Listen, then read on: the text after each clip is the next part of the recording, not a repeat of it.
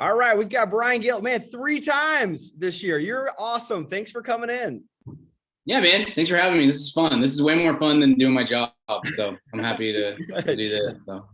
Well, we're gonna look at TV today, and I think one of the big questions in the TV world is how important has TV been to our culture? Like, what relevance has it had for us? Yeah, I mean, TV is a big deal because it's a communal. As weird as it sounds, because we're all in our our different spaces when we watch TV. It's a communal experience, and so it's funny. I was looking at today when I was kind of looking for a couple of some research and data points and stuff like that. It's funny that how technology, and we've seen this with like cell phones. We saw it with when we went from cheap or when we went from everybody has a box TV to now everyone has flat screen TVs, all this sort of stuff. It's like how quickly the technology becomes adapted and goes in. But like TV, is invented in 1927, and then I think what I saw was like 1946. There were only like 6,000 homes with TVs in it. Wow! And within 5 years, it's up to like 12 million. So it's an immediate. Within, I believe by 55, it's like half of the homes in America have at least one TV and stuff. And now, we're well down the line, and I don't know, like 5 TVs in my house, and I'm like trying to talk my wife into another one, because we got to have one in the kitchen, obviously. And like I think that the thing with TV is that it's a very, it's pretty cheap, and it's a very easy way to experience culture that then can be something that you're talking about. And that's, we're going to talk about the shift to streaming and all that sort of stuff. And that has changed it a lot. But for, I don't know, 50 plus years, if you went to the water cooler at work, to use like a super old terminology that no one cares about anymore, but like if you're in your cubicle and you are on a break in the break room, there is a very high chance that the thing that you are going to be talking about with your coworkers is whatever was on TV last night, or what's coming on TV, tonight. And that it gets to a place now with DVR, things have changed a little bit on that front. But for so long, your social calendar is dictated by what's on TV. Is that a night where one of my shows is on, and that's just a huge part of, and it's a very, not to say that the British have done TV well for a long time, but it is a very kind of American cultural thing that has kind of dictated so much of our of that sort of cultural zeitgeist over the last 70 years. And really, when I was a kid, there wasn't even Fox. Like Fox was new. I remember Fox was new. It came out with like The Simpsons, and my name got thrown in, and then OJ in the 90s. But you have just these 3 networks when I'm a kid. Why didn't we just stay with 3 networks? Was there expansion? Why didn't this solve all of the problems of like television for people?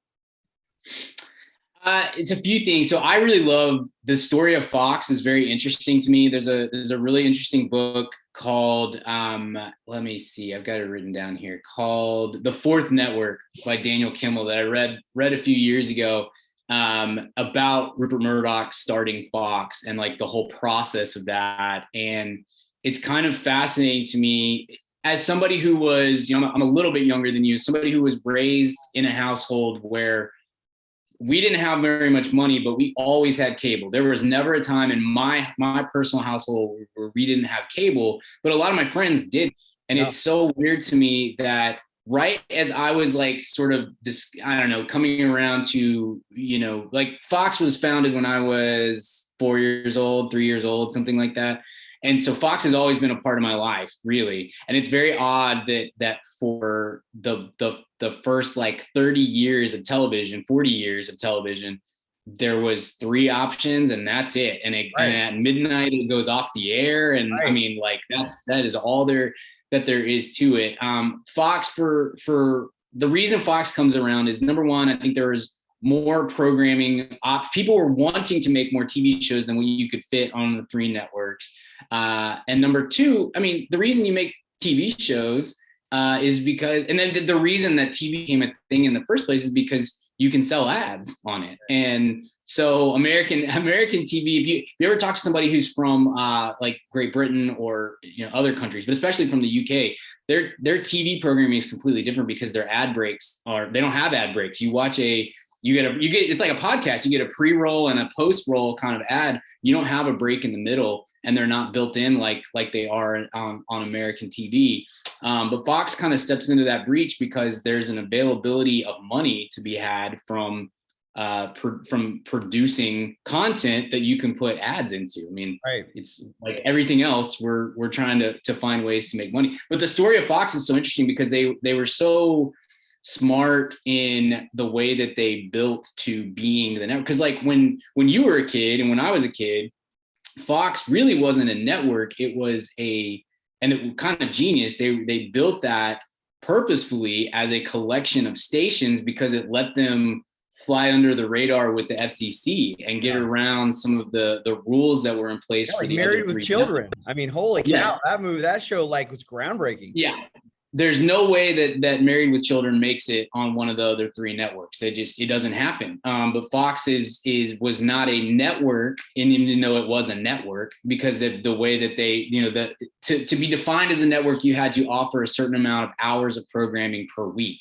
And so they didn't do that. They started with like, we have Sunday night, and then they gradually added a night or two to what they had to offer. But even still, Fox still is the only of the four networks, on a Thursday night, you have 2 hours of programming, and then it goes to the early news. And that's still part of the process of kind of staying under the radar. But it's just I don't know, the story of Fox is very interesting because it starts with a late night show, and that still is the thing that they can do. They started with a late show with Joan Rivers, and still to this day, they don't have a late night program, partly because it's been cursed up to this point of trying to find that. But where Fox really takes off and becomes truly a fourth network is it starts with The Simpsons, like you mentioned. That's a huge, huge hit that has been going for my entire life, basically, right. And shows no sign of stopping anytime soon. But you get that, and then they were just able to tap into some programming that was like a little bit more, a little bit edgier than what you could do with the other networks. And in some cases, a little sleazier and a little bit, they were just more willing to try different stuff. So yeah, we were not allowed to watch Married with Children in our house. Like that was same here. No. Show, yeah. No. But I think also part of this is like some of this leads into like cable television, where it's like now like the floodgates. And I know Fox came after the cable television to some degree, but really like I think for a lot of people they didn't maybe have access to cable. Why did we need cable television? What did it bring us? So I just think it's that, and you're right, because Fox comes after cable starts, but it had really a cable mentality, just sort of slightly toned down to be kind of a network kind of thing. Cable comes up partly because we can sell ads on it, and partly because we're in the 80s, especially, we're starting to see more and more content being created or opportunities to make content, and there's just not a place for it to go. I came in, I talked about the NBA last year. I'm a big NBA guy. In the even into the early to mid 80s, the NBA finals games were tape delayed because NBC or whoever, ABC wasn't going to preempt like whatever sitcom was doing really well that night. And so there's all this content available or opportunity to make the content. And people were smart enough to figure out there's a way that we can monetize this with ESPN. You put on that thing, ESPN, MTV. Those are two of the big ones. It's so funny to me that like ESPN in its early days is showing, you probably remember this better than I do, is showing like bowling during and like prime time, or like random game. The Australian rules football was a huge part of ESPN's early slate because they didn't have any rights to the broadcast on anything. MTV just kind of steps into that void of like, up to that point, music videos are only available here and there as like gaps in the programming on the networks, or like, Casey Kasem's type of thing. Like maybe there's like, maybe you have a slot at 11 a.m. on a Saturday that shows 30 minutes of music videos or something like that. And there's hundreds and hundreds of bands that are producing music or capable of producing music videos, and MTV just kind of steps into the void. And plus, and you also have the money of the 80s. I mean, money, the capitalism of the 80s is a huge part of the history of America. Right. And have all this money kind of flooding into these sectors. There were also changes in the governing body, FCC governing bodies on that at the time that we don't have to get into, but also just the technology. Suddenly, AT&T lays cables, and you can broadcast these things across the country or send more. And TVs are required. All these sorts of technological things happen at the same time, in large part because of American greed. We got our very first ever remote when we got a cable. That was the first remote we ever had. I remember we could sit in our chair and change the channel. Right. And we're like, that like blew my brother and our mind, but I think a lot of these technology, a lot of these changes that we've had here, I think when it comes to like some of the shows of the landscape. So what is a sitcom? How would you define it? And other than it just being a situational comedy, like what goes into it? And then also what makes it so popular? A sitcom is usually they've just the Emmys, I believe, just changed their own terminology on like what constitutes a sitcom versus a procedural, an hour-long show or whatever, because of all the streamers that have just sort of pushed the boundaries and changed some of this stuff. But in general, a sitcom is a 30-minute show, which is actually a 22-minute show. And traditionally, it's going to involve a laugh track. It's going to be multi-camera. It's going to be filmed in front of a live studio audience. If it doesn't have a laugh track, sometimes both. Sometimes they pipe in the laugh tracks like the Indianapolis Colts or whatever did with crowd noise. But you usually going to get something that is self-contained, so it's episodic. You're gonna, if you tune in for a random episode of this show, it's going to take you 1 minute to kind of figure out who the characters are. You don't need to have seen every single episode leading up to that point if you don't want to.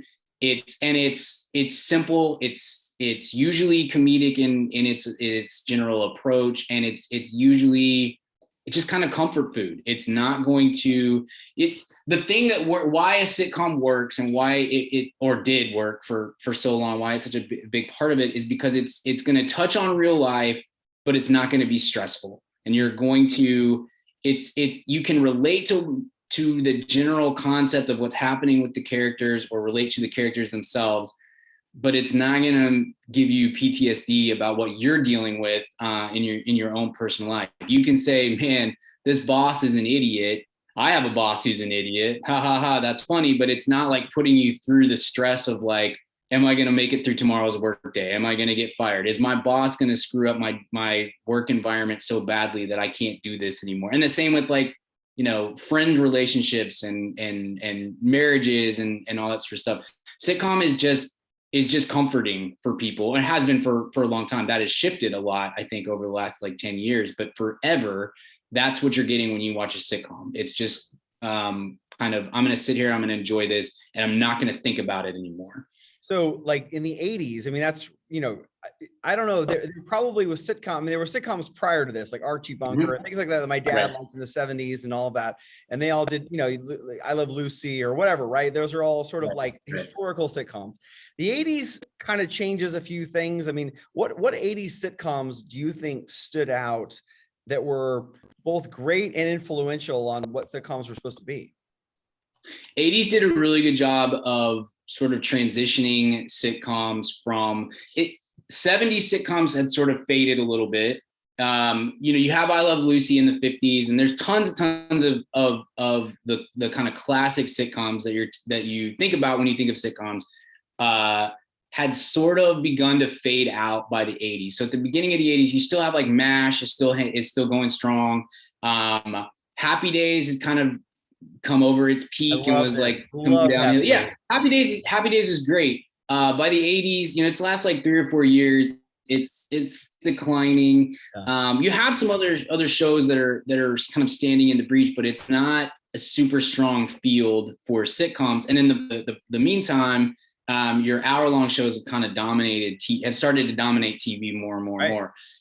And then mid 80s is really where it starts to take off. And it really starts with the Cosby Show. Cosby Show, I believe, started in 84. And I want to say first year, it was like number 3 in the ratings, or 4, something like that. Great debut in the ratings. Right.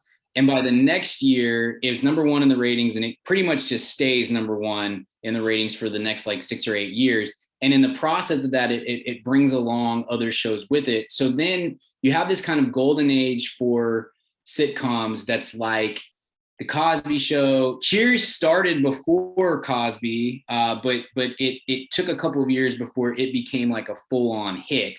So you have Cosby Show, you have Cheers, you have Who's the Boss, Family Ties, Golden Girls, Growing Pains, Alf. I loved Alf when I was a kid. That's super weird. Yeah, I want Alf to make a comeback. I think that would be a great bit.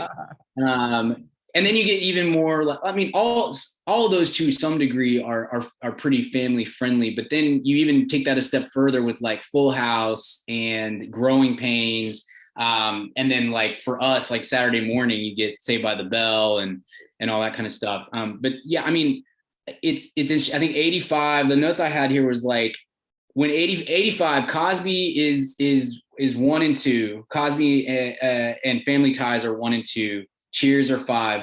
By 86, the top 3 shows are all sitcoms, and 8 of the top 10 ratings wise are all sitcoms. And that's a complete shift from where it had been 5 or 6 years previous, when it was, ratings are completely dominated by hour-long shows. Now we're in the sitcom era of. I think that's just hilarious that a show like Family Ties. I mean, that's the one with Urkel, right? Mm-hmm.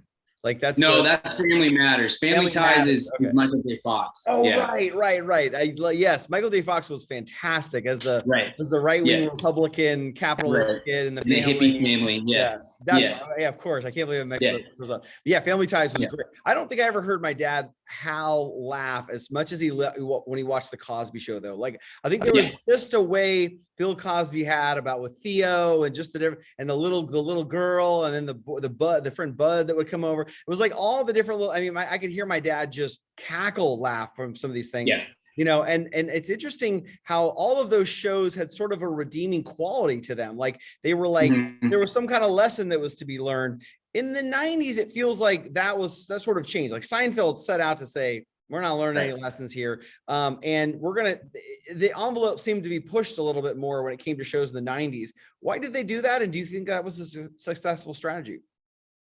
I think it was a bit of a pushback to the culture of the shows of the sitcoms of the 80s reflected the sort of overall culture of the TV watching audience of the 80s. When we think of the 80s, we think of you can go one of two ways. You think of the excess and the greed is good, and the Wall Streetification and consumerism and cocaine and everything that goes with that side of the 80s. But you also have Reagan and the moral majority, and that's like sort of dominating wide stretches of like broader America. And so the shows reflect that. Then you get to the 90s, and show creators are like rejecting that because of Reaganomics and the kind of the pushback to all that. And so, you get a little bit, you get more edgy television. I think Fox is a huge part of that too, because I think Fox comes along and sort of offers even beyond Married with Children, kind of offers a pretty mild pushback to the Family Ties kind of show. But it kind of opens the doors for more creators to do so. And you have there's a big kind of proliferation of stand-up comics in the 80s coming into the 90s being a big part of the mainstream of culture. And so that plays out a huge chunk in the 90s as well, because you have shows like Roseanne, you have Home Improvement. I mean, Tim Allen was a stand-up comic before he became Tim the Toolman Taylor and Buzz Lightyear and all that other stuff. Obviously Jerry Seinfeld. And then in the mid to late 90s, you get even more. It's like almost every year there's a sitcom with Ellen. There's a sitcom there's Grace Under Fire. There's all these sort of things. So anyway, Raymond. You have, absolutely. And so you do have some kind of pushback to where we were in the 80s and then where we're gonna get. But even still, it's the same as the 80s. We talk on Mad About Movies, we joke all the time about how like decades really aren't defined by the 0 to the 9. It's like there's usually a blend. You go from the late 80s. Really the 80s is like 82 to 93, something like that. And maybe the 90s is like 93 to 02 or whatever. But it's sort of the end of decades and whatnot sort of tend to blend together with the beginning. But yeah, you take that domination that sitcoms had in the 80s and you roll that over into the 90s, and then you get Friends and you get Seinfeld. And on top of that too, you also get Frasier, which was a huge hit.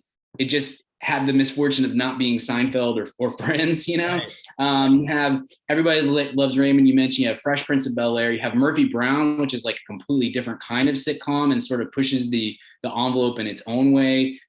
Coach, all of these shows that when you think of the 90s now in TV, I think you automatically just go to Friends versus Seinfeld because they were the two biggest ones that are kind of battling it out for slightly different groups of people, but everybody watched both. I mean, there were some people that, I'm a Seinfeld guy or I only watch Friends, but tons of people you watched both, even if you may have a preference to the other. It's like kind of like, well, Nirvana is better, but I listen to Pearl Jam too. It's kind of that same thing. And then you start to see what happens with the 90s is you have the huge power team. You've got Friends, you've got Seinfeld, and then the slightly below that is like Frasier, Everybody Loves Raymond. Will and Grace comes in towards like I think the end of the 90s. So you've got all that, and then the networks are just like throwing stuff up against the wall trying to create hits. And what happens is you get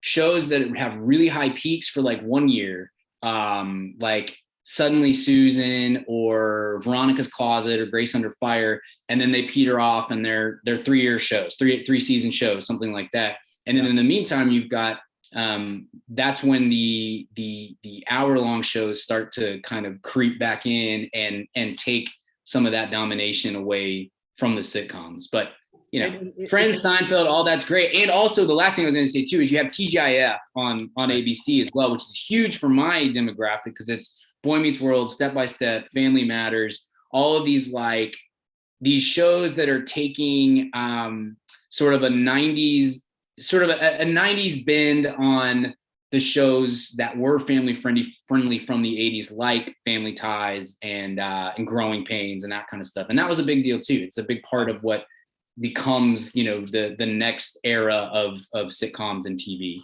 And it's interesting in the 90s, we get Ellen coming out of the closet. We get Will and Grace, which has a gay character as well. And you're now pushing into the 2000s, and those were really some groundbreaking shows in what they did. And then you get to 2000s, which is kind of a little bit more highbrow comedy to some degree with The Office, with Parks and Rec, and those kinds of things. How and why did sitcoms change in the 2000s? So what happens here is you still have the leaders up top. So Seinfeld ended in like 97, I think, maybe 98. You still have Friends, you still have Everybody Loves Raymond, you still have Frasier, you still have Will and Grace, and you've got a few other shows that are going to make a mark, like your King of Queens, which I hate, but it was your jam. That show, so funny. You're a big Kevin James guy. Don't let him off the hook, students. He's a Kevin James guy through and through. Yeah, you get that. It makes me laugh. You get like 2.5 million. So, but what happens is because the back half of the 90s, the networks are just throwing stuff up against the wall, trying to get something to stick, and nothing does. And so there's kind of a power vacuum as far as what we're watching underneath those top level sitcoms. And I know we're going to talk about ER here in a second, but what happens is, as cable is becoming more and more popular, more and more people have access to 60 channels where they used to have, and our tastes are changing a little bit as well. And then when we can't make any of these sitcoms stick, and then at the same time, Fox did a great job of, like, the sitcoms that Fox put out in the late 90s, early 2000s, so many of them were entirely unsuccessful. They lasted for like 3 seasons or 3 episodes, you know, but they were all like sort of pushing the envelope and groundbreaking and all this sort of stuff. And so you see this kind of shift in the way we're making sitcoms. So it's kind of a chicken or the egg sort of situation. It's like networks are shifting because they're watching we're throwing all this stuff out and it's not working. We got to change how we make sitcoms. Well, there's this show that NBC did called Scrubs. Have a laugh track. It's kind of weird and different, and the main character is quirky, not hot and successful. You know, like what do we do with that? Well, we could try some more stuff like that, and then you get like Arrested Development, you get The Office, you get Parks and Recreation, 30 Rock, Community, Modern Family, all of these shows that are doing great TV. Like this is when I think of sitcoms. These are the only shows I care about. There's no show that comes besides Friends and Seinfeld. There's no show that comes before like Arrested Development in 2003 that I care about at all. Like these are the shows that I think about when I think about sitcoms, but they don't do anything ratings wise. And so it's that chicken or the egg thing of like, we got to try something different because what we're doing is not working. But then when we make this thing that's different, it loses some of the broad audience because it's not as familiar. It's not as the beats aren't the exact same that sitcoms have been forever and ever and ever. And some people are going to reject that. Or it's like, I mean, how many people have you talked to in your life that I don't know how much you care about The Office? Like, I love The Office. Yeah. I can't tell you how many people I've talked to who are like, I can't watch it because I've had a boss like that. And it gives me PTSD that like this idiot is in charge of or I can't handle the cringe factor of The Office or, you know, or whatever else. And then you mix that with like cables coming in and offering tons and tons and tons of shows all the time. Right. And it becomes more niche as it goes. And to me, it's a great thing because there's no world in which you could turn on your TV and not find something that's going to interest you. Right. But it does become harder when you text me and say, hey, did you see this episode of TV? And I'm like, I've never even heard of that before, you know? And that's where that comes into play a whole lot with the streamers and the hour-long shows and stuff like that. But it really did branch off and start here at sitcoms, and they've lost their power is all that it comes down to. So this was the stat I pulled for you is in 2004, Everybody Loves Raymond and 2.5 Men are the only shows in the top 30. They're the only sitcoms in the top 30 ratings wise. Okay. 2005, it's just 2.5 Men, and it never goes back up to more than 5. So like 2011, you had 2.5 Men, Big Bang Theory, Two Broke Girls, Mike and Molly. All 4 are like CBS, laugh tracky, very familiar tropes kind of shows. And then Modern Family is those are the only sitcoms that are that make the top 30. Right. Because now we've got reality TV. We've got every network is cranking out their version of whatever CSI is at their network, you know, and that's all that people who are sitting at the TV watching are watching. Do you think audiences just kind of gotten like could you imagine putting Family Matters with Urkel, like, and trying to sell it to everybody now to watch that? That feels like more of a kid's show, right? Like like nowadays, is our audience just gotten too smart to watch some of these shows? Or is that why we're rejecting sitcoms? I think it feels old fashioned, and that's, some of that's probably audience. Some of that's just preference. There'll be a time, I would guess, just because everything is cyclical, there will be a time where a generation swings back around to where they like a traditional sitcom kind of show. But it'll have to be, if the setup is traditional, the comedy will have to be relevant to the time. You know, you can't do, and I think that's a big part of why sitcoms lost their mojo is, I think that people were willing to stick with the medium, but the comedy was just so irrelevant to what we find funny today, or what we think is going to work. You know, Big Bang Theory lasted forever and was super successful and made a ton of money. And never stand you know, I mean, I never thought that was a particularly good show, but what it did give you was every single week, if you tuned in, or on a binge, if you want to binge it on HBO Max or whatever, it is always, it's just going to stay right here. It's that show. There's never one time where it gave you an A+ episode, but there's really never a time where it gave you a C+ episode either. It's a B straight across the board. And the rhythm of that is almost comforting. And so it's like, if you could get the rhythms of that right, but also have comedy that's funny, have characters that you actually like and not just tolerate or not tolerate in some cases and things like that, I think it could come back around. But I don't think, but I don't believe it's ever going to be a huge hit anymore. And part of that is just because TV is not a doesn't make hit. Network TV doesn't make hits anymore. Right. It's because we're so niched and stretched out in what you have access to at all times. Yeah. I think the first show that I really ever thought that made a huge difference with like what I was watching was Hill Street Blues back in the day. And we'll talk about that in a second, but like, why is drama so appealing to people? Why does it get such high ratings? Why are so many of these shows in the top 20 compared to sitcoms?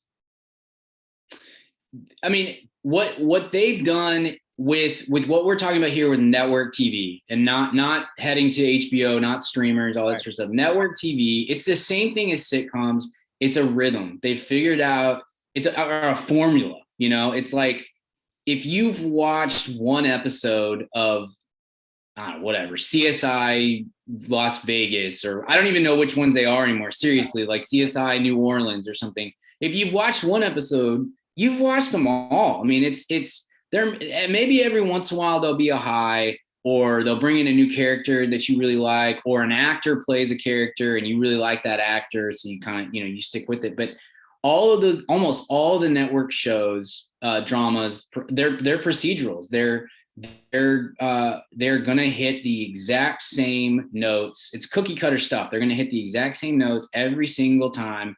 And if you watch one show do the version of this storyline, you probably a year later you can jump over to another one at a different network and watch their version of them doing basically that same storyline. And there's just not a whole lot of differentiation. But again, they're selling ads. They're not selling you content. They're here to give you they want you to stick through 42 minutes of this so that you'll watch 18 minutes of the ads. Right. And I don't know how successful that is for a lot of people, but it certainly still works for older generations. And if they can sell you on, Grey's Anatomy, I feel like Grey's Anatomy has been going for 47 years. It's unbelievable. But they have done, that show in particular has done such a great job of selling itself to younger audiences through Netflix,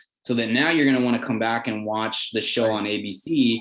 And maybe you'll find a way maybe your parents don't even have cable anymore, but you'll find a way to watch this, and you'll see, at worst, you're going to see our 2 minutes of ads on Hulu or something like that. I mean, this is how we're generating, but it's all rhythm. It's just, it's comfort food. It's easy to put on in the background. It's not going to stress you out for the most part.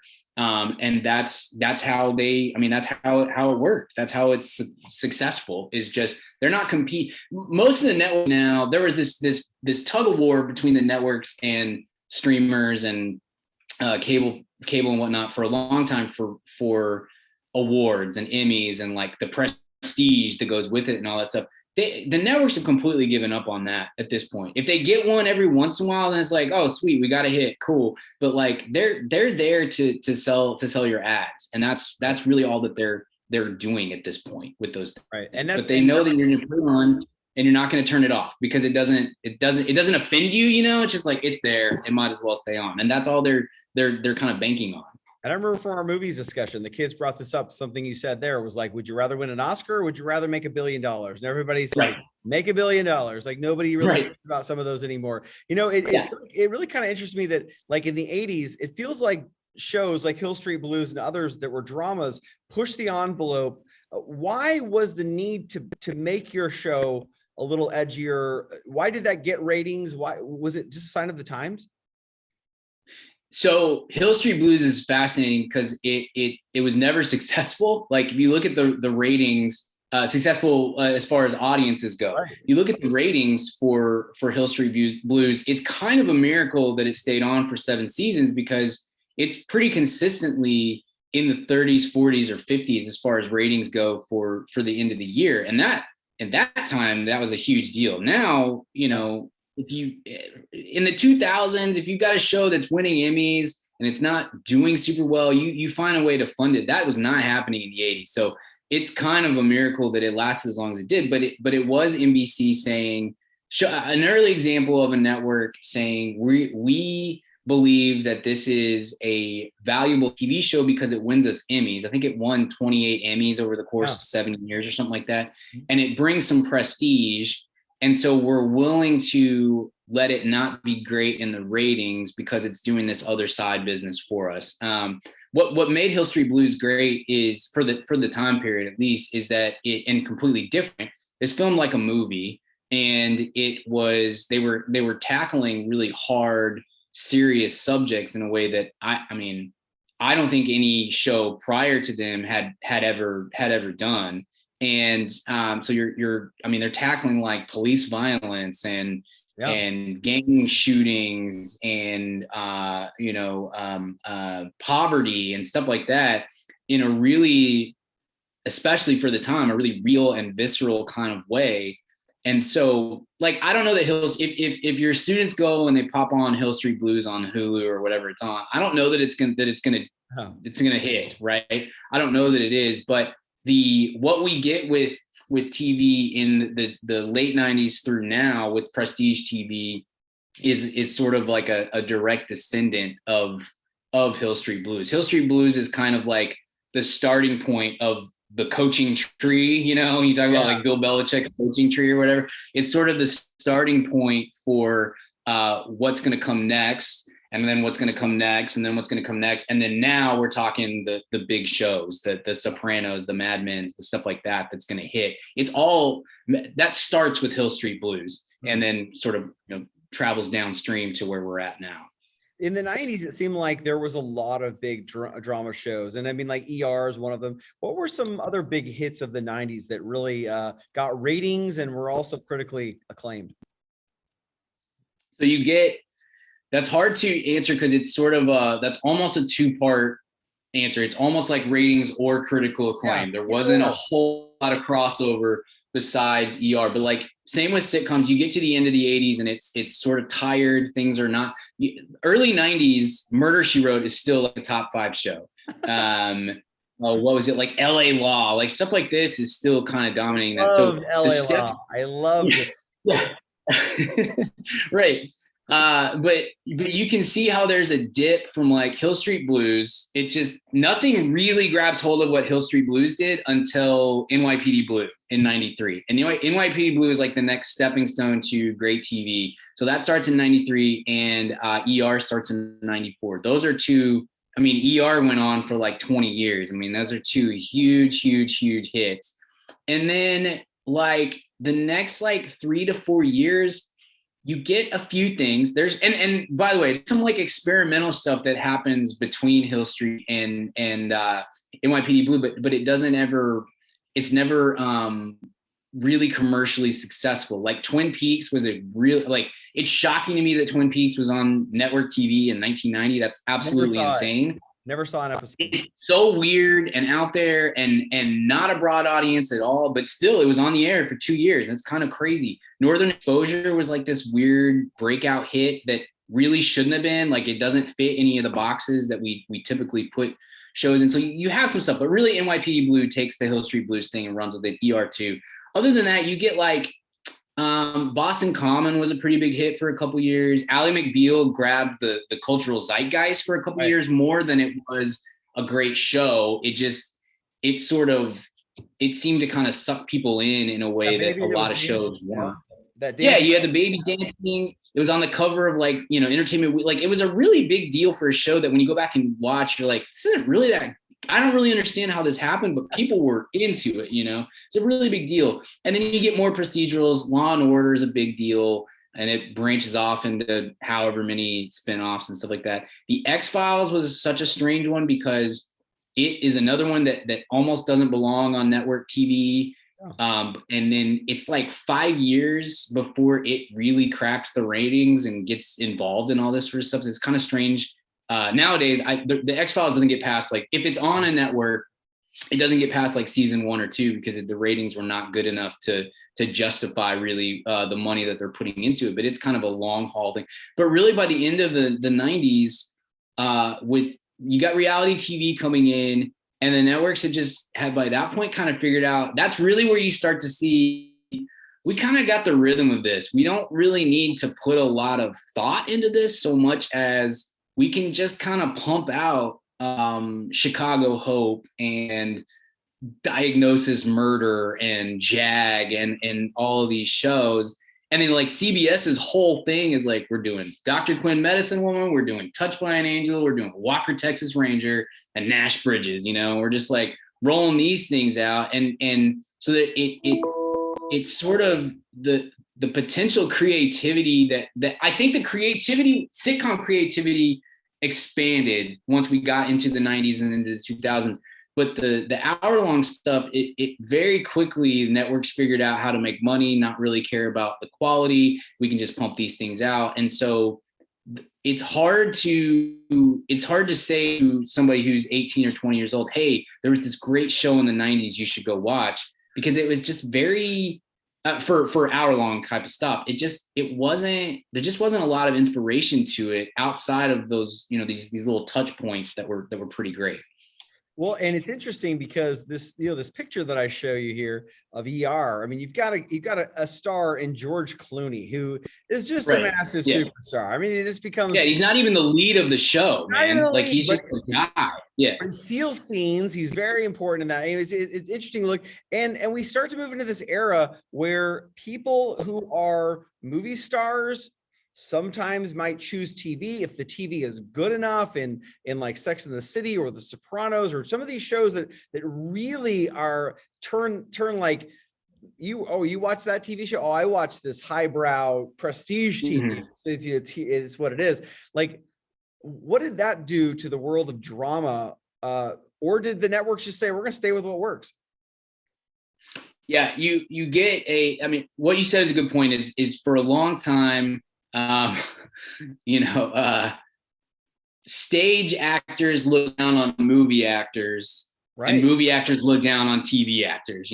That's kind of the way that it goes. It's like, that's not real art that you're doing over on TV. If I want to make art, or if I want to make money, I gotta be in a movie. Like, I'll take the third lead in a movie over the lead in a TV series, because this is where it's at. This is what we're supposed to be, is making movies. And that totally shifts with, so for me, when I look at the sort of progression, it's Hill Street Blues, then we're going to take a stop over, again, some of those others I mentioned, fine, but like NYPD Blue, big one.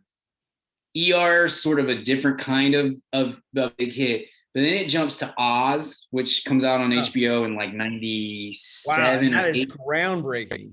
Yeah, huge deal, totally uncomfortable, not a fun watch at all. Really weird that anyone watched this show. It's about a jail. It's very graphic, very aggressive, but it makes a difference. It shifts, right. Like, oh, whoa, hold up. Like, we're doing that kind of show over here at HBO. It's a great show too. Like, it's very, like, the quality of it is fantastic, but it's not fun to watch.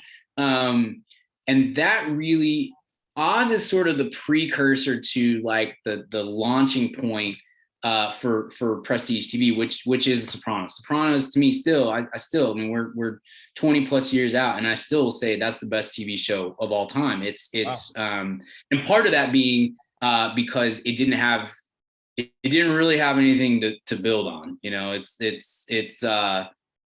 My friend Richard, he may have even said this when he talked to your show, but he'll talk about like Jimi Hendrix is, there's probably better guitar players now, but it's because they got to see Jimi Hendrix. Like, Jimi Hendrix didn't have anybody to build from. That's right. The Sopranos. Sopranos is taking like these little stones that have been left out by Hill Street Blues and NYPD Blue and Oz, and building a great mansion, with right. These things. I mean, it's like unbelievable what they're able to do with that. And that really is where the that's the launching point for prestige TV. So you go from that, and then it takes a little while. It takes a little while for the cable networks, the pay cable networks, HBO, Showtime, and that kind of stuff. But it also takes a while for the basic cable networks like FX plays a huge part in prestige TV shooting up. So you get like The Shield, and later they're going to do Justified, Sons of Anarchy, stuff like that. But The Shield is another one that belongs in that like early great prestige TV conversation, and all that is what leads you to Breaking Bad, Mad Men, Game of Thrones, like all these like these truly great hour-long shows that also grabbed a big chunk of like the cultural zeitgeist and lead directly to like where we're at with the streamers, and every channel that's ever been a channel now has its own streaming platform and is creating new content and all this stuff. Yeah, Sopranos changed the game for everybody because it was great drama. It was shot incredibly well. The writing was great. And then James Gandolfini, there's a lot of great acting on that show, but James Gandolfini is like the height of acting. Like in 1999, that is the best acting that is happening across all of the screen, whether you're talking movies or TV, it doesn't matter. James Gandolfini is doing the best acting of that era, and it's on TV, and it caused a huge shift in the way that we watch TV and what sort of premium we put on TV, and how much we respect what is happening on TV versus movies. That all starts with Sopranos. And then the flip side of that, of course, is the launch in the 90s of reality-based television, which is very low. I mean, this is the cotton candy of the television world, right? There's really no substance to it, but it's entertaining, it's fun, it's great, it's palatable, it's a really interesting watch. What role does the real world play in the launch of the overall? I mean, I know we had game shows before this and stuff, but this seems like the precursor to a lot of reality that we have now. I think if you talk about reality TV, you kind of have to put it in two buckets. You're talking about the competition reality, which is all Survivor, which I know we're going to talk about here in a second. And then there's like what I would call the personality reality TV, which is your Housewives of whatever, and Selling Sunset, and everything that's on Bravo, basically, Kardashians, like all this sort of stuff. So yeah, so the real world is what leads to that, and it was a big deal. It was what Real World did. I was never a huge real world guy. I think it had kind of, by the time I got to it, like 92, I was 9 years old. So by the time, I was old enough to like really appreciate what's happening, it had kind of run its course just a little bit. I do remember like the Hawaii season was a big deal, with people sitting around in the lunchroom or whatever. But like what Real World did was twofold, was starting the trend, like you're saying, but it also for all the term. Reality TV is sort of a misnomer. Like there's almost nothing real about reality TV. The Real World probably came the closest in a mainstream kind of way to being reality TV. And it really pushed the envelope with like who was in the cast and who was in the house and stuff. I mean, you have when it's like first or second season where you have an HIV positive person who's in this house with, and that's in 1992 or 93. I mean, I can't even stress what a big deal that is, that they were putting that on TV, and even whether in TV or whatever, like that's a huge deal. There was a huge stigma around people with HIV at that time. And to pull that off was a huge thing. And same thing with like homosexual people in the LGBT community that were part of this. That's a huge deal. It wasn't on any TV. Real World, I think probably within 2 or 3 years had like crossed over to like reality TV. But for the first few years, especially, I think it really came close to accomplishing what reality TV says it's trying to accomplish when it comes to like personality reality TV, is actually catching real people in real situations and stuff. Yeah. And it's a huge deal. I hate that stuff. I can't, there's never been a time in my life where I've been like, can't wait to watch the Kardashians or the Real Housewives or any Duck Dynasty, any of that stuff. I can't stand it. I hate it. But I can't say that it wasn't massively influential, because there's like entire networks that are built on that stuff at this point. Right. I remember the first time I watched Survivor. I mean, it blew us away. The character dynamics to it. I remember friends of mine in the debate community felt like it was a really interesting look at the art of communication amongst small groups and how people break into smaller tribes within groups, how they banded together to vote together. I mean, there's like so much communication stuff happening here. You know, why do you think Survivor was such a phenomenon when it debuted in the early 2000s? I think it was it took the game shows are another part of TV that we probably should talk about in there somewhere, just like what a huge part of TV becoming TV and stuff. It's always been a reliable thing that you can go to. It's like, we got a gap in the schedule, let's put on a game show. I love game shows. And it's a very common thing. Even people who are like, I don't really like game shows, if you stick them in front of a game show, they're probably going to be at least like 30% in on what's happening. You know, you just kind of, your eyes are drawn to it and stuff. So to take the game show concept and then A, up the stakes, and B, create a series out of it to where it's not like, oh, here's this guy who's on Wheel of Fortune and he's a weirdo, you know, or something like that. It's instead, this person is a complete sociopath and we're going to watch him for the next 15 weeks. You know, I mean, it really just kind of in hindsight, it's like, why did it take till 2000 to do this?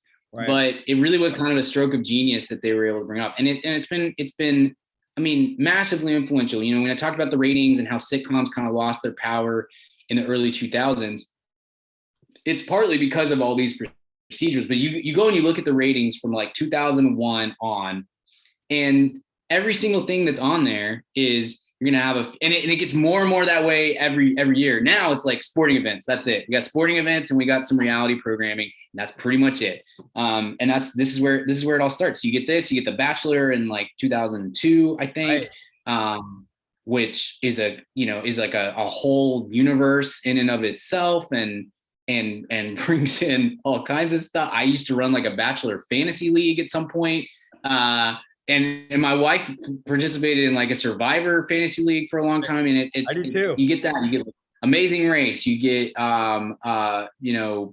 American Idol, all the various singing shows that have branched off of American Idol. Yeah, it all. Top Chef. Top Chef's might be my favorite TV show. I love Top Chef so much. And what happens is you get Survivor here. It's similar to Hill Street Blues. You get Survivor here on this tree, and then it jets off over here to Bachelor. Bachelor has this huge branch, and off of that branch comes a million other little shows that are similar to The Bachelor, or have The Bachelor as its like sort of, you know, its ancestor or whatever. And over here you got Top Chef. Well, how many food competition shows are there? 5 million, you know? Okay, we got all that over here. You come over here. It's Amazing Race. It's all that. But as far as I'm concerned, it starts with Survivor. I'm sure there was something else that was.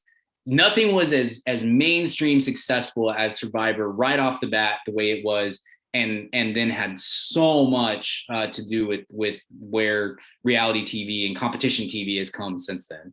It was so big that when they ran their first episode, people missed it. And it just was like, what is this thing? And it was talked about, and it was just massive. And so that they had to run it like several times that week, I think, because people didn't have DVRs. And I don't know if TiVo was really a big thing yet. And so it was like, you had to watch episode 1.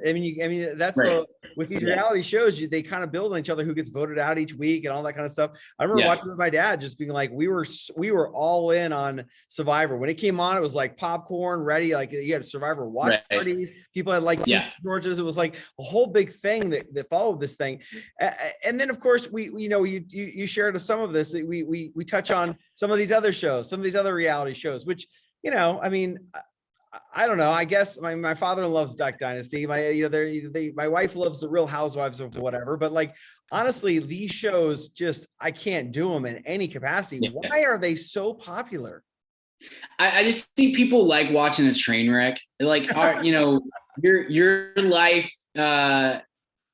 You and I are very privileged, lucky people but it's not like we're without problems and Right. that there's not days where you're just like, I would literally rather do anything else than what I'm doing right now. Like I'm so tired of this or that, or work is hard, or my kid won't stop talking, or whatever it is. You have these things, and then for some, this is not my thing. It's not my thing at all. I genuinely, besides The Bachelor, which is a very weird thing that I was super into like a solid decade or whatever. I can't watch any of these shows. They don't, it doesn't hit for me at all. But I do think for a lot of people it does. And I'm not trying to, I'm not yum yucking anything like that. If you like what you like, that's how whatever. But I think for a lot of people, it's just my life is hard. And for the next 30 minutes, I'm gonna laugh at how stupid these people are and the dumb things that they get upset about, and that their train wreck lives are, for I think a lot of it with like the housewives ones especially, it's like I think there's an odd comfort in they have all this money and everything should be good, and yet they hate their lives. Well, that makes me feel a little bit better about my own life because I don't have all this money. If I had all that money, I would not be unhappy whatsoever.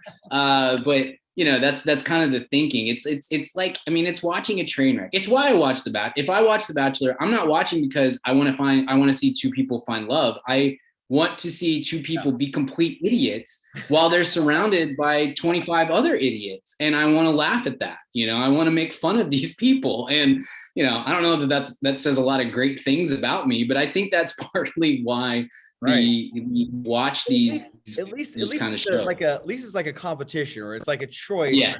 There's like a dramatic, I mean, when I would work at home and I'd come down the stairs and my wife would be in the middle of the day watching one of those Real Housewives, she'd just stop, but she'd just be so embarrassed. Like, don't, it's like, she just, I'm not trying to, I just have to use the bathroom. I'm not trying to catch you here. It's like, she just would be so embarrassed that she was watching this show. And it's like, it is what it is. You like it. It's a dumb show, but you like it. I think that, when we look now, I mean, HBO, I mean, I just got done with Station 11 and there just seems to be a different show every week that's coming out between HBO and Max that are coming out. Why is, when people would say prestige TV, why is HBO the first thing they would probably, like if it were Family Feud and you were like ranking the number one answer, HBO, right? Is it that? And why do you think it, it is? It is, and it's because they were first. That's a huge part of it. I'll say the same thing when we talk about Netflix here in a little bit. Being first is a big deal. It allows you to set the pace of the race, and so they were first. They were the first there wasn't another channel. I mean, Showtime and Cinemax, and then later Stars and stuff like that. Those were available, but like, I mean, you probably remember when we were kids, you get that the ad in the mail or the newspaper that's like, sign up for whatever the new cable company is, and you'll get HBO for 3 months free. Right. You get these other things too, but this is what we're, this is what we're selling here. Or when you had like a free HBO weekend, and it's just like, oh my gosh, all right, we got to get the we got to record every movie so that we can rewatch this later and all this kind of stuff. That they already had a leg up because they were the first one, and then they were the first one also to make the great shows as well. It's Sopranos for, I mean, like I know you got a Showtime slide on here in a second. There's a couple of shows that Showtime did very well in the early 2000s that took a little bite out of the HBO pie, but truly, none of it compares to what HBO did, because they had hit after hit after hit. And it really wasn't until like AMC comes along with like Mad Men and Breaking Bad that you start to have some of that you get that pie eaten away a little bit. Because it's like it's Oz, it's Sopranos, it's Entourage, it's Sex and the City, it's The Wire. The Wire might be the best TV show of all time. Yes. It's and that's all in the first, like, I don't know, 5 years of prestige TV. I mean, that's ridiculous. That's ridiculous that they were able to accomplish that. And then they have kept that going. They've kept that going. I think it had dipped a little bit just in terms of the sheer volume of options that were out there as much as anything else. And then they did Game of Thrones, which which honestly might be the last like water cooler show ever. I mean, it's so rare now because we're so niche and everybody watches their own things, and there's literally thousands of TV shows that you can watch in a year. It's so rare to create one that it feels like everyone is watching, and so Game provides that. That's the thing with HBO. They consistently give you quality. It's not to say that every show is great, but when you see the HBO logo come up on the screen, it's the inverse of like a Netflix movie. It's like we just got done on my podcast talking like best and worst of 2021, and like I think 6 of my bottom 10 movies of the year were on Netflix. They were Netflix original movies. And that's fine because they gave me content. I got to sit in my desk chair and watch a movie while I was working or whatever else. And so it is what it is. But they made bad movies. They made a lot of bad movies. HBO, it's the exact opposite of that. When I see that logo, I expect quality. And because of that, and because they were first, they can also get quality people to do their shows. They can get great actors. They can get great directors. They can get great showrunners that are more willing to, they're going to be more willing to come to HBO to do that project than they are to go somewhere else where they know that, where they trust the people who are making the decisions less than what they do at HBO. Yeah, I mean, like Arliss when it first came out. I remember that, not a great show, but it's like one of those shows that was like a sports agent that before Jerry Maguire was a thing. Like I just remember thinking like, this is something I've never seen before. And I wanted to tune every week to see it. So Showtime, and by the way, I'm 2 episodes in now on Yellow Jackets. I've been told by many people I must watch this show. And so I thus must download yet another streaming service. And I must pay for one more service that I swear to everybody that I'm going to cancel it in a month as soon as I finish. Look at my number of entertainment apps that, it's like, this is what, you have to have, you got to think like, and I'm not even like, there's more that I don't even have on here, but it's like, how does Showtime compare? Can Showtime ever catch HBO? Does it have anything on there that is like, that makes me, other than Yellow Jackets, maybe that would make me go, I've got to get Showtime? No, I mean, look, Showtime has had some hits and they'll continue to have hits. It's not like HBO can't fill every hour with content. There's going to be stuff that they pass on. There's going to be stuff that doesn't get taken to them. You can't have everything. I haven't had Showtime in, I don't know, years and years and years and years and years. In part because I have a friend who is really good at getting stuff, so it's like I need to watch Yellow Jackets. Can you help me out? I mean, it's what church you go to? It's super easy on that front. But like, look, what they do is they like I said, they've had some hits. They'll continue to have some hits. Yellow Jackets is a show. I almost started today. I didn't get time. I'll do that somewhere because I heard it's very good. Heard it's very good. Sounds like it's kind of grabbing a little piece of the cultural zeitgeist. I'll do it. I'll watch it. But when we're talking about Showtime, we're like, okay, they had Billions, which was a pretty big hit.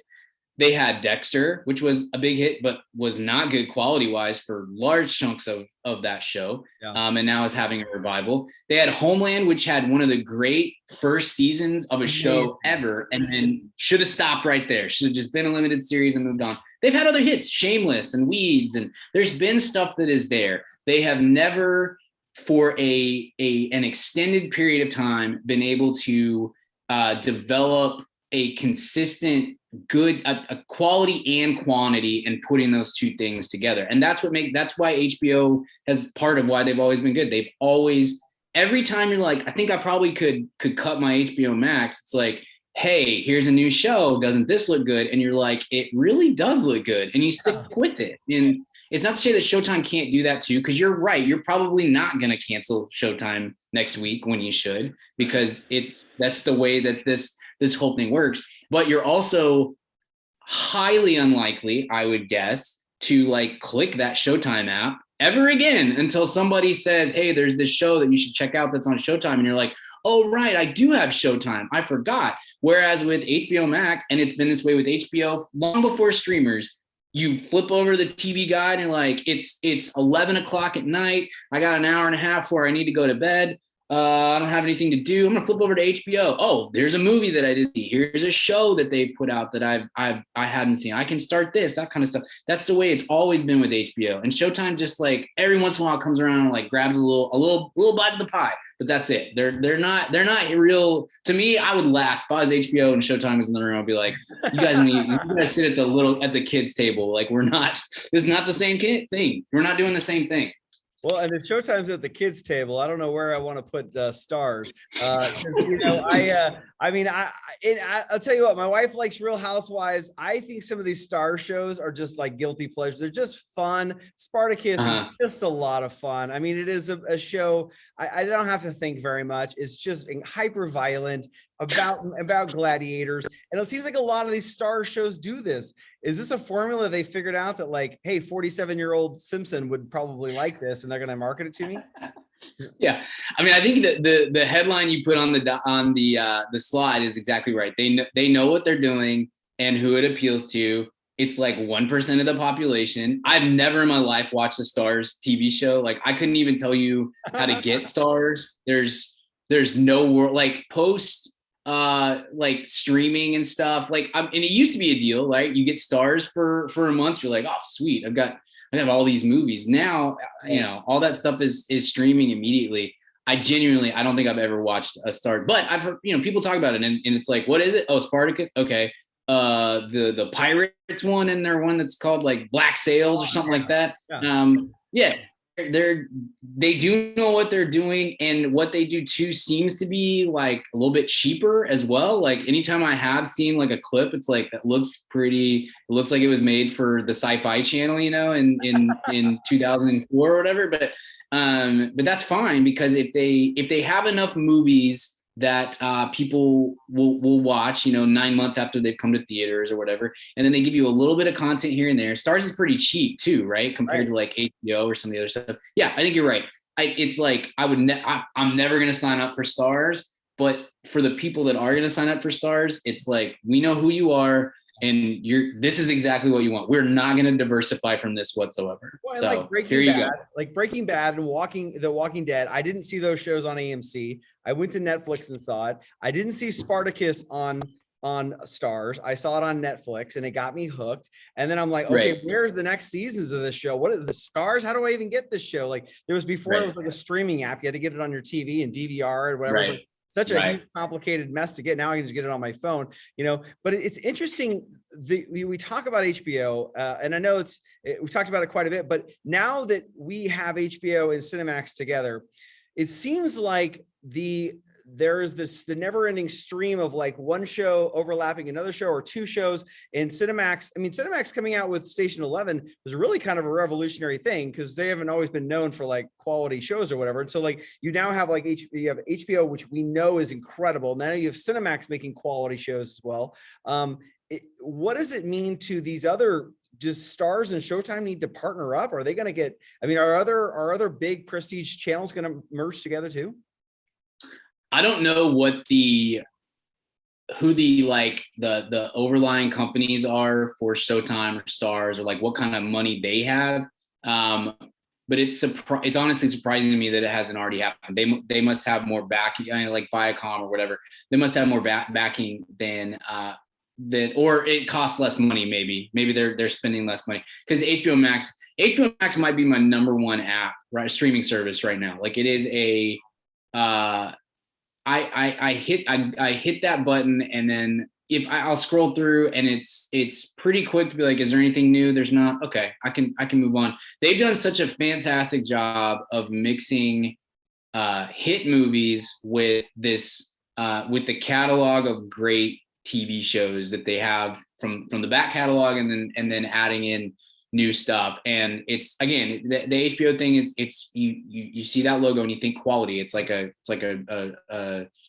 Pavlov's dog kind of thing, almost, of like, yep, that's probably going to be good. Maybe it won't be, but I'm at least going to be good enough for me to give it an episode or two to see if it works. And then when you add in like, here's all these movies that you're going to want to see, and you can see them on here instead of going to the theater. I don't know if that's going to continue in 2022 and beyond, but I thought it was a pretty great method of getting subscribers and showing A, that you understand your identity, and B, what asset and value you provide to the streaming community. Because we all know, and I know we're about to move into streaming stuff, eventually some of these streamers are going to die off. They have to, but we can't, the market can't sustain the sheer number of extremely expensive products that it has on it. And eventually you will cancel Showtime, you will cancel Hulu or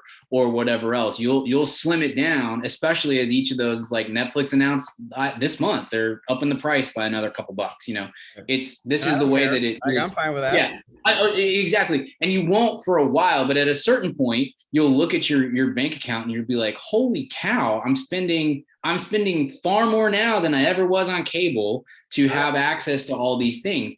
And some people will say, you know, for me, I mean, we have every streaming service under the sun except for Showtime and Stars, and it's totally worth it to me because it's like, I mean, I'm boring. I'm 40 years old. I don't do anything. Like, we sit around and we watch TV, or I have a podcast that talks about movies and TV shows. I got to be kind of up to date, at least on what's happening here. And so I'm going to stick with it. It's worth it. But there will be tons of other people who say, why in the world am I paying $15 a month for Showtime or whatever, when I watch one thing a year there, or something like that. Eventually, it has to come back down. So the goal then is to really make sure that you have an identity, what your streaming service has an identity, and that your consumers know what they are getting when they are coming to your streaming service versus the other streaming service. And gosh, that, HBO Max, sort of, like, putting out like shows, or putting out like movies like Wonder Woman 1984 or other things that were going to that kind of streaming service. It's like, wow, that is, I mean, Showtime, that's a hard thing for them to catch up if they don't have access to some of that stuff, you know. When it comes to people who are, you know, I remember, you know, back in the day when I did first originally get away from my Dish network. Now I am back with DirecTV now, and I probably spend more, like you said, on television than I've ever spent before, but it is a pretty cheap medium when you consider like what we use movies and those kinds of things as well. And now you get a 10 episode movie, really, like, because they're such high quality when you look at these different networks. But other than money, like, other than like, I want to save money, why do you think, what has been the biggest reason for people to cut the cord? I just think it's the filler. It's and mixed with the filler, meaning there's however many channels you have on your cable package, your satellite package, or your, you know, YouTube TV package or whatever. However many channels you have, do you think you watch 10% of them? I don't. No. I mean, I think I have YouTube TV. I literally only watch sports. That is literally the only thing that ever goes on my TV from YouTube TV is the various sports that I watch. And then maybe like the Oscars, you know, like a live event that I have to watch in the moment.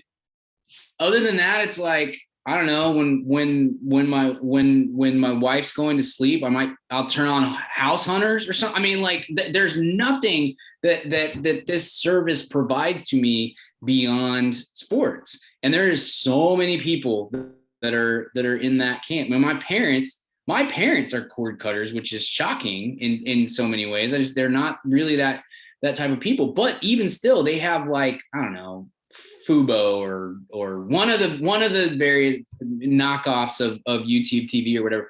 Anytime I go over there, they're watching Disney Channel for the grandkids, or they're watching like Dr. Pol, like some like vet show that's on, I don't even know what channel, but like in a perfect world, you could be like, I would like to pay $1 for every channel that I watch, and that's it. Like, that's where I would like to draw the line. So there's so many channels that are filler. And then with your student generation, this still, and you're this way too. I forgot you're this way too. You watch crap on your phone all the time. That makes me crazy. I can't do it. It's like, I I feel like I worked so hard to have as many.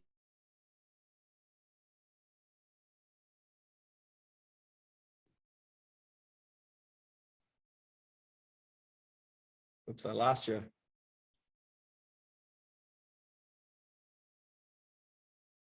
Are you there?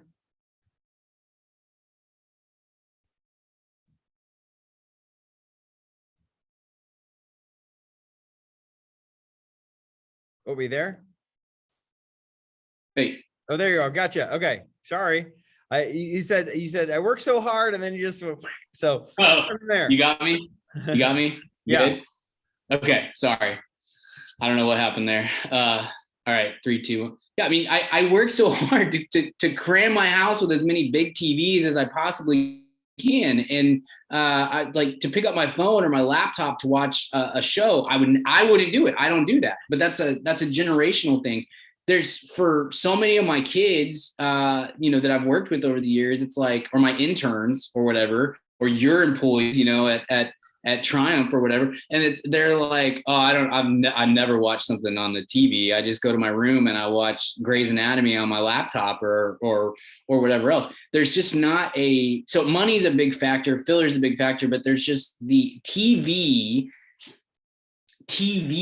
as a sort of an overarching thing has kind of lost its place and its hold on people because it was so successful. It's a weird thing of like, TV is so branched off and niche and successful that now actually TV doesn't have as much power as it used to. So, but I think money is the biggest factor. I was totally fine floating with DirecTV. I was with DirecTV for years until we got to a point where they were like, oh, we're not offering any promotions. And I'm like, well, this is $250 a month. Like, I'm not going to do that. That's insane, and then just trying to figure out, but I'll tell you, I hate it. It drives me.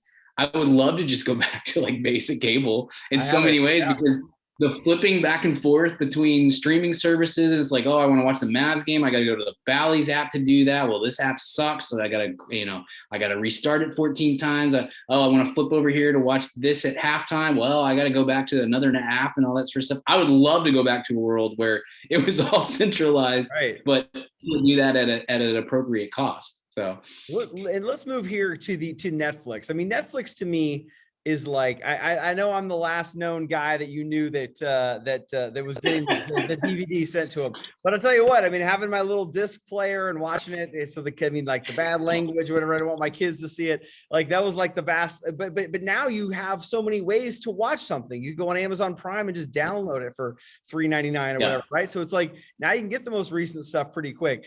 But how in the world did a behemoth like Blockbuster that was on it was like to explain Blockbuster to my students is to say, like, think of where all the Starbucks locations are. That feels like that was kind of what Blockbuster was. Yeah. It was everywhere. Yeah. And you have this little red startup company who comes along and eats up the giant. How did that happen? There's a great documentary called Netflix versus the World that's actually on Amazon. So it's very odd to me that that's where you have to go to see it. But it's a really good doc, and it broke this down very well. A big thing is just Blockbuster. Blockbuster was such an old business kind of model that they adapted too late. And that happens all the time. I mean, I'm sure, you've seen it a million times and you talk about it in your class and all that stuff. Like, one of the worst things you can do is adapt late. It's almost like you should just dig your heel. If you've reached the point where it's too late, you should almost just dig your heels in and see how long you can stretch it out. Netflix instead, or excuse me, Blockbuster, and I miss Blockbuster so much. Did you see the doc? Did you watch the last Blockbuster? Have you seen that yet? On Netflix. Yeah, it was great. Yeah, loved it. Gave me a little nostalgia, and I miss Blockbuster, but they just adapted far too late in the game.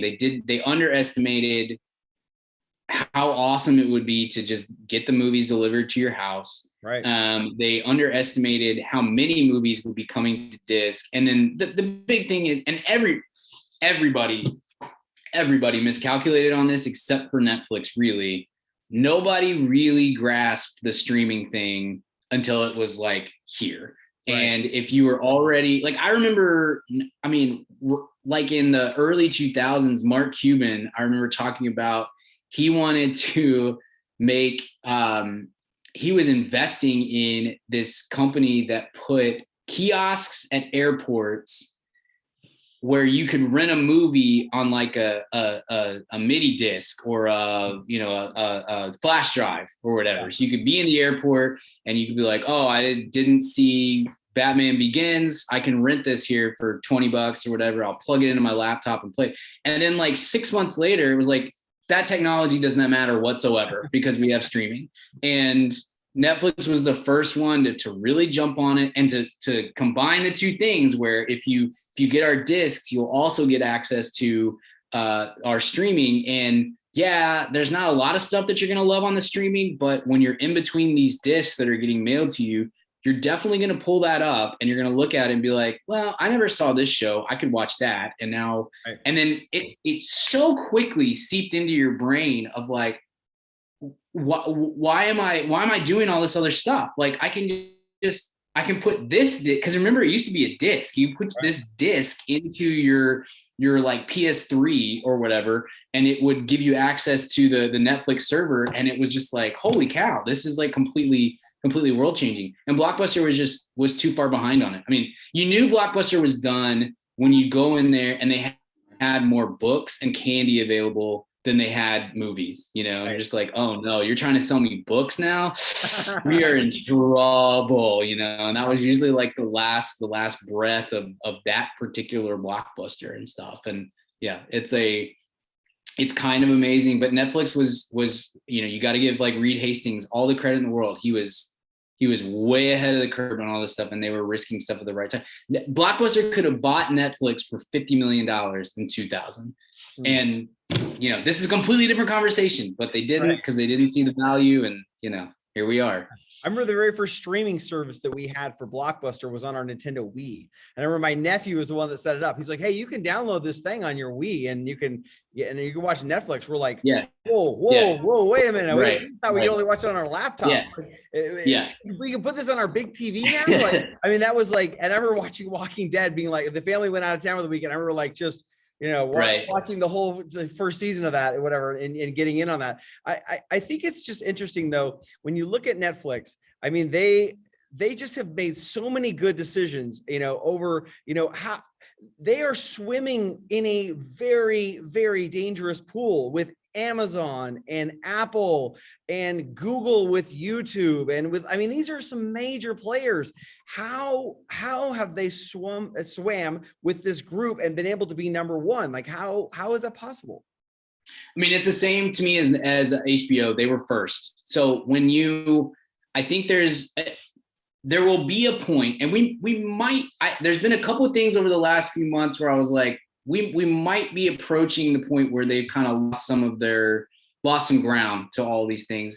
There may be a point where Netflix is no longer number one, but I always say there's value in the naming of things. And so like Google is a great example of when you are going to search for something, you say, I'll Google that, or let me bring it, whether you're using Google Chrome or an actual Google search engine or not, that's part of the terminology and the verbiage and the lexicon that we have as a culture. And it's the same with Netflix. People use Netflix when what they mean is streaming, you know, or they say Coke when they mean soda, you know, it's that kind of thing. It's because Netflix was first. Netflix is at the top of it, so they have a huge lead over everybody else. As far as like, so they have like a built-in advantage because of that. They've adapted really well, going away. I mean, they so quickly pivoted away from discs being the priority of their model to the streaming stuff. They update constantly. There is never a time. Now we can talk about the quality, like I said earlier, but like there is never a time that you go to Netflix and just casually browse through that you won't find something that you've not seen before. They're constantly updating. I mean, last night I was searching through for something. If I go and I do it again right now, there will be something new that is on that page. And then they kind of take the shotgun approach of like, we're going to cast a wide net of what kind of movies, what kind of TV shows we're going to do. And also they were very quick to recognize. They were so successful that then all of the companies that own the properties start pulling their stuff away, Marvel and Disney being a big one. All the Marvel movies used to be on Netflix, and then they let those licenses expire because they're going to come to Disney Plus, all that sort of stuff. They were very quick to recognize we've been so successful that everyone else is going to copy our model. We have to start making our own content. We have to be in the content game, not the licensing game when it all comes down to it. Licensing can supplement what we're doing, but it can't be the main thing we're doing, or we'll die. Well, and that's what they've done. And as we're recording this, I mean, they've just recently come out with Ozark, which is a major hit for them. Last year they had Squid Game, which was like took over my entire class. Like every kid was watching that. You've got Stranger Things coming out. They've got some hits. They've got some big things. But, can they keep this up? What do you think is the biggest threat to Netflix? I think that there will be a point, and they're so smart that I assume they have this on a whiteboard somewhere, of like this is the boundary. The cost increase versus the quality at a certain point that will level off. And again, I'm sure they know that bumping it up from $13.99 to $15.99 is going to cost us to lose X number of subscribers, but we'll regain that number of subscribers in 3 months or whatever. I'm making up numbers, obviously, but they know all this sort of stuff. There will be a point at which if they don't up the quality of what they're offering on the movie side, then they're still raising the costs over and over. At some point, people will say, why am I paying $18.99 a month for this service that is basically for me to watch Stranger Things, or whatever. Here's the 3 things that I care about on Netflix. Why would I pay $18.99 a month for 12 months when I could pay $18.99 twice and watch those 2 shows that I care about, Right. And so they tried this really hard in 2021. They put a ton of emphasis into, I think in part because HBO Max came out with their deal of like, we're putting all of our movies on HBO Max. They came out with this big push of there will be a new mainstream movie that hits Netflix every single week. We're going to make, and it was more than, it was like 60 movies. We're making 60 Netflix original movies that are going to drop and are going to cause. And now what they did was they did grab the conversation, which is a huge part of it. But most of those movies were not good. And so there will be a point at which the value of they're giving me content is lessened but the content is bad.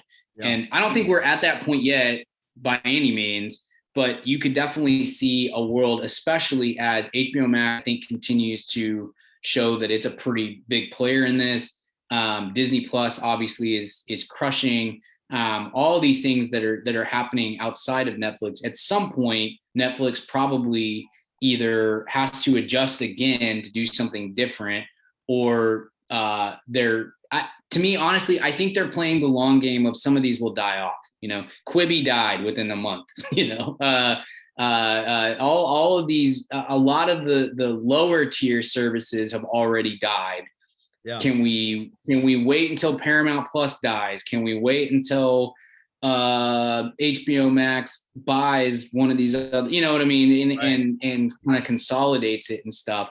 And at a certain point, they have so much capital that they bring in that they may be the ones that say, sweet, we're going to buy Paramount Plus. Now we have this catalog of other content that we get to, assimilate into our own. Yeah. And, for me last year, the 2 best shows that I watched were Mare of Easttown, which was on HBO. And then the other one that I loved was Narcos on Netflix. So Netflix still has me. I mean, I love, the shows that are coming out on these other ones. But another fish that I didn't even mention before was Disney. I mean, you talked about it. It's like, what is Disney doing so well, with their streaming service? Why is it such a hit? I mean, if you have kids, kids, can't remember how young your youngest kid is now, Brian, but I have an 8-year-old. We have to have Disney Plus. There's no world in which he watches Disney Plus every single day. Every single day he watches Disney Plus.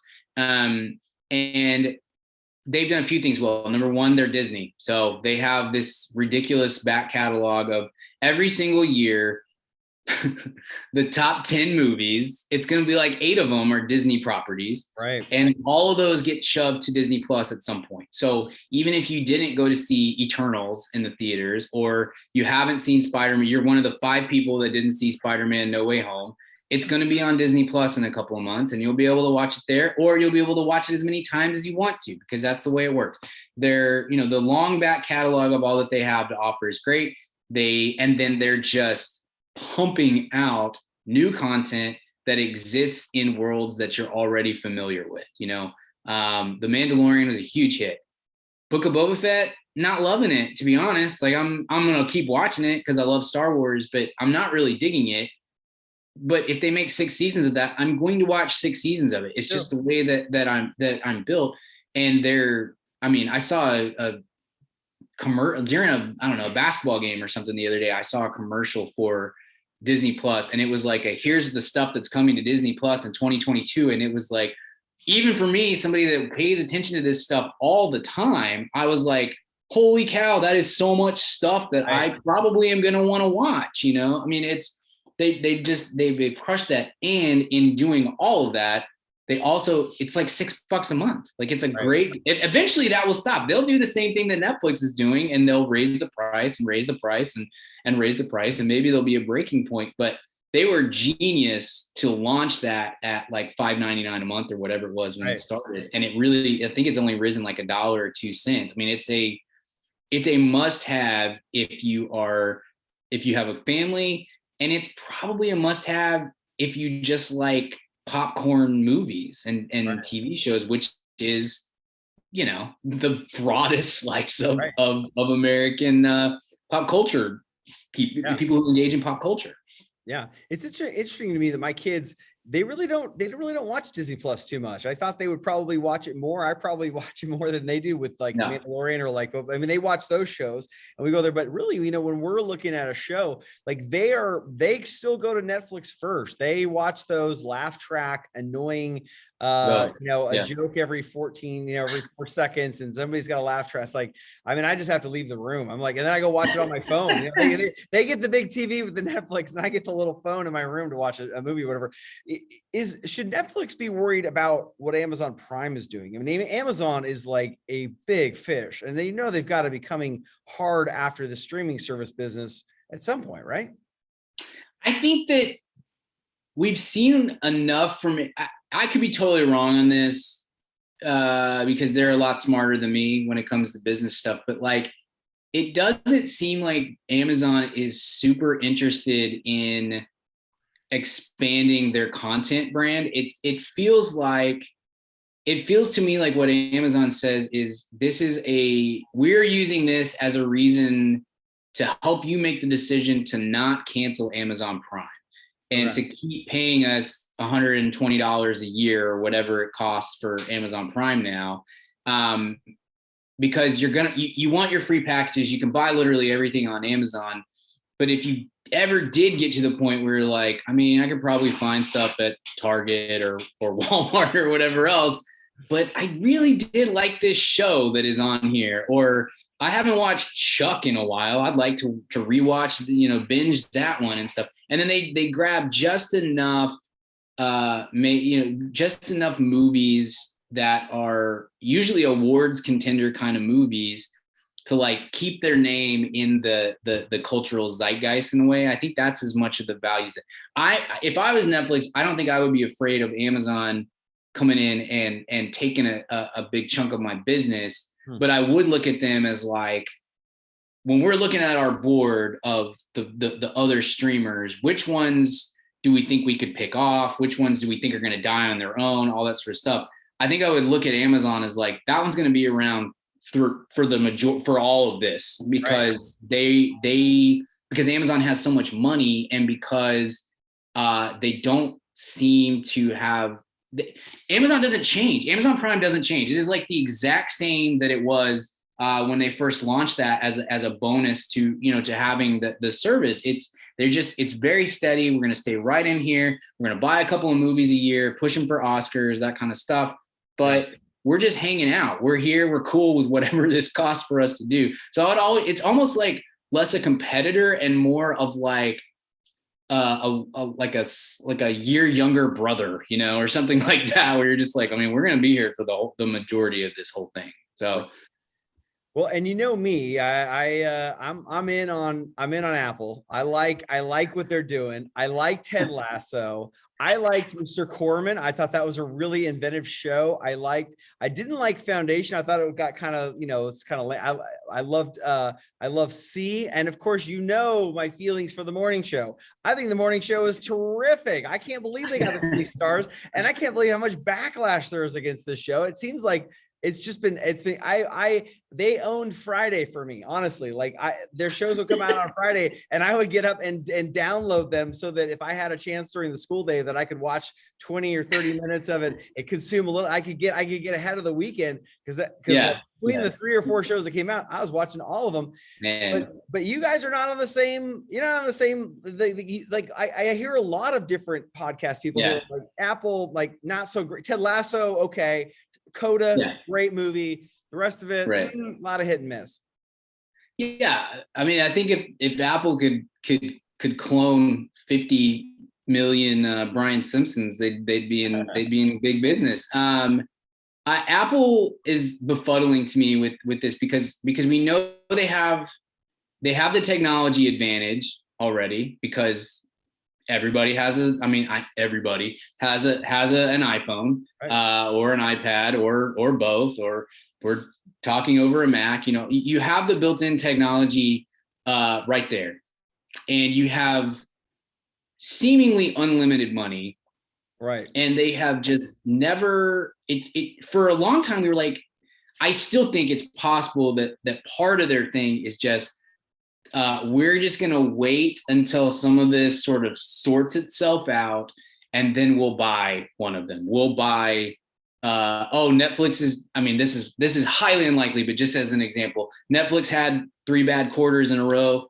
Sweet. We're going to buy Netflix. And now we're going to integrate that into the Apple brand and all this sort of stuff, because they just have they've never pushed forward the way that you would expect Apple to push forward. And so they've always been behind on the content side of things.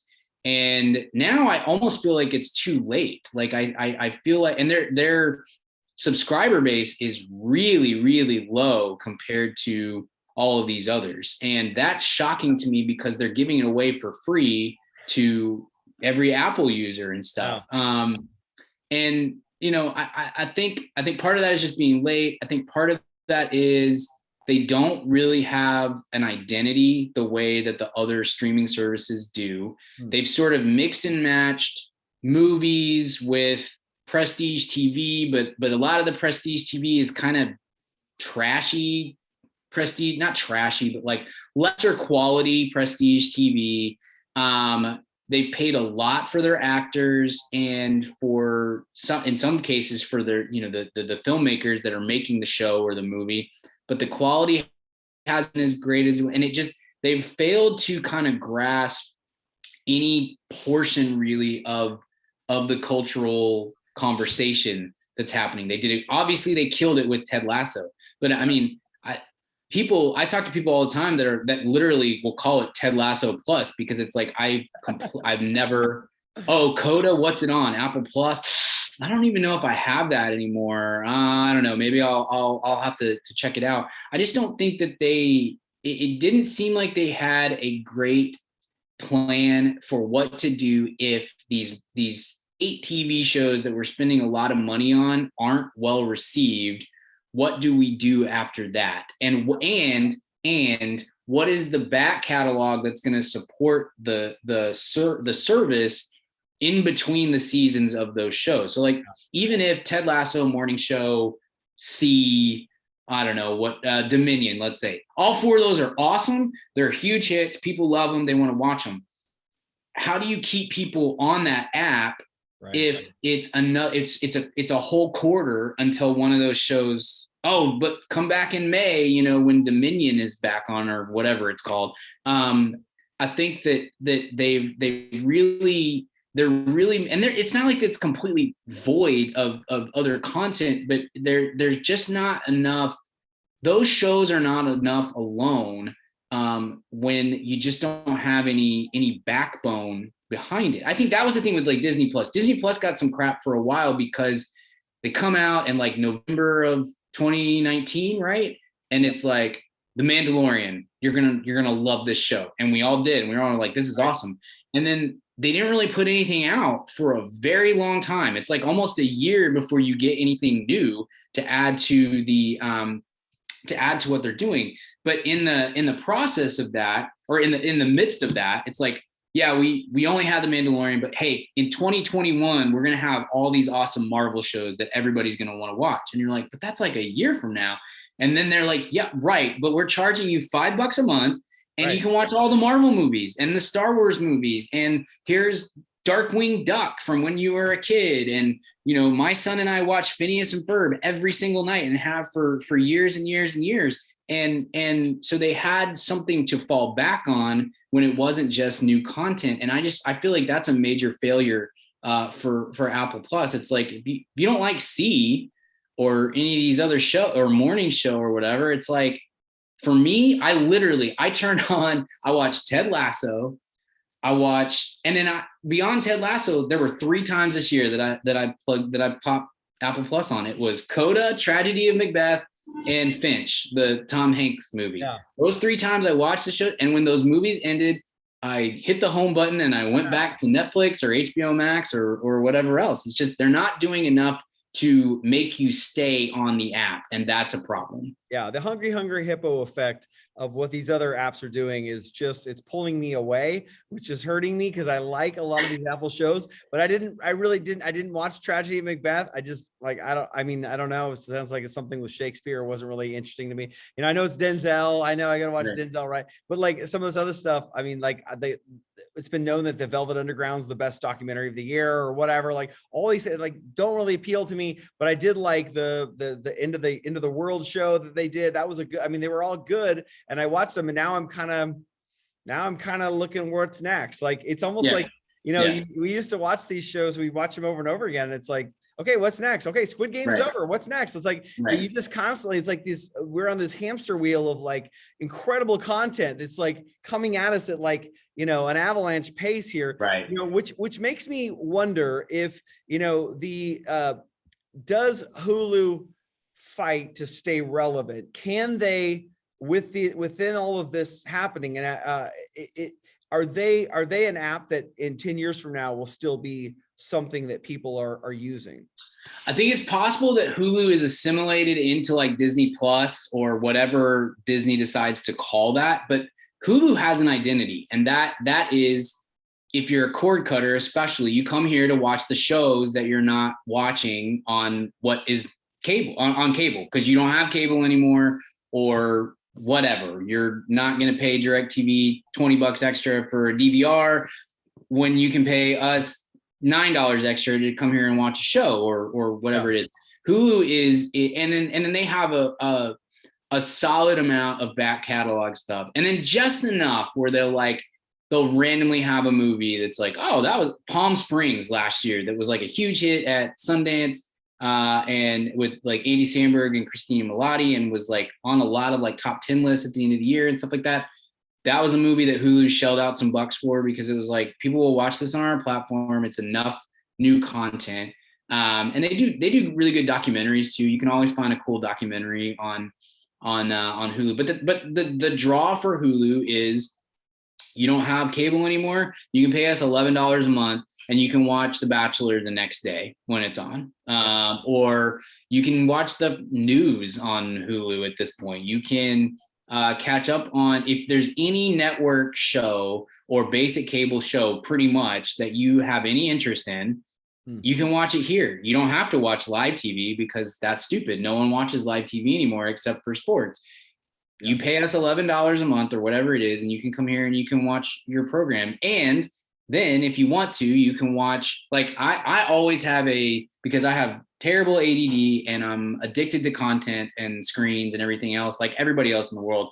I always have a show that I am re-binging all the time. all the time. There's something, it's like 1 o'clock in the morning. I've finished work. I'm gonna sit down. I'm gonna read for an hour, and I'm gonna kind of look at my iPad, and then maybe read like a chapter of a book or something like that. And I'm going to put something on in the background, and that is, The Office, something I've seen a million times. I'm going to re-binge The Office or Parks and Recreation or whatever. And Hulu has a lot of those. Right now, it's Brooklyn Nine-Nine for me, is the show that I'm re-binging in the background, and that's Hulu. And when I finish that, I'm probably going to do 30 Rock or Community or one of those. All of those are on Hulu as well. So I think that's the thing for them, is just like, you got to have an identity so that the consumer knows what to expect from you, and give the consumer a reason to keep paying you 10 or 12 or 15 bucks a month. Right. Like I said, I think that's where Apple TV is missing the mark more than anything else, is just not, it's hard beyond like prestige TV shows, these 8 shows. It's really hard to be like, what do they do besides Ted Lasso? It's just, It's hard to communicate that to consumers when you don't have a really effective platform to do that from, and Hulu does. So Apple needs some background shows for sure. So yeah. they need some other, very good.